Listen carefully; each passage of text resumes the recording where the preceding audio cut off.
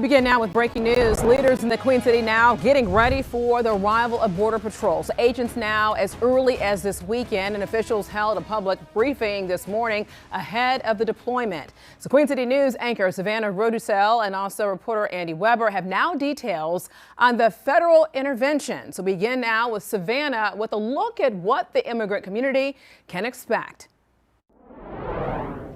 Several state and local leaders issued a group statement earlier this week to the immigrant community, reminding them that they are valued here in Charlotte and recognizing some of the uncertainties that families may be facing.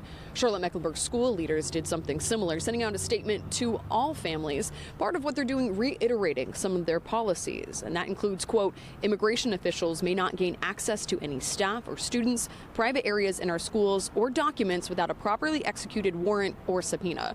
Leaders also cited a 1982 Supreme Court decision which declares all children in the country, regardless of immigration status, have a right to public education.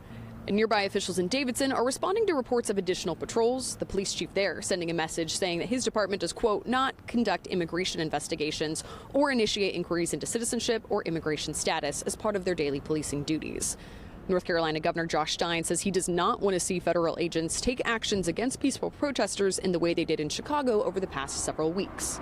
If we had absolute confidence that ICE was going to come here and they were going to go and find violent, dangerous drug traffickers and criminals and be targeted in their work, the city would welcome them with open arms. I'm almost certain of that. We haven't heard from them, so we don't know what their plans are. And Queen City News has reached out to Homeland Security officials, those with Border Patrol and enforcement, also those with Immigrations and Customs. Now, all of those agents say they cannot comment on upcoming operations. Reporting in Uptown, Savannah Rodusell, Queen City News. Thank you, Savannah. Now, confirmation that Border Patrol will soon be deployed to the Charlotte area has now spurred a mixed reaction from the city's political leaders. So local Democratic leaders now told reporters this morning they don't want Border Patrol in the Queen City. Chief political correspondent Andy Weber joining us live right now. So Andy, so you were there at that news conference. What can you report? Alicia, with no word from Border Patrol, all we've heard from is local elected leaders. And with how political this issue of immigration has become, as you can imagine, the response has spurred from the word of Border Patrol coming to Charlotte has fallen along partisan lines. We do not need to have Border Patrol. As I've already said, I'm not quite sure what border we're patrolling here. Are we patrolling Rock Hill or South Carolina? We don't have borders here in North Carolina that need to be protected.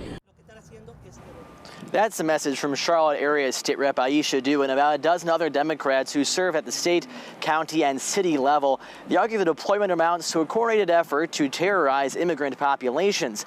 Compare that to reaction from congressional Republicans like Tim Moore, who represents portions of Mecklenburg County.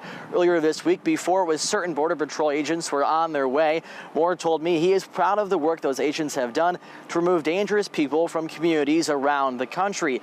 And once again, we don't know for certain when Border Patrol will land in Charlotte, but it could be as early as tomorrow. Reporting live in Uptown, I'm Andy Weber, Queen City News. Queen City News Plus. Just search Queen City News on your smart TV's app store.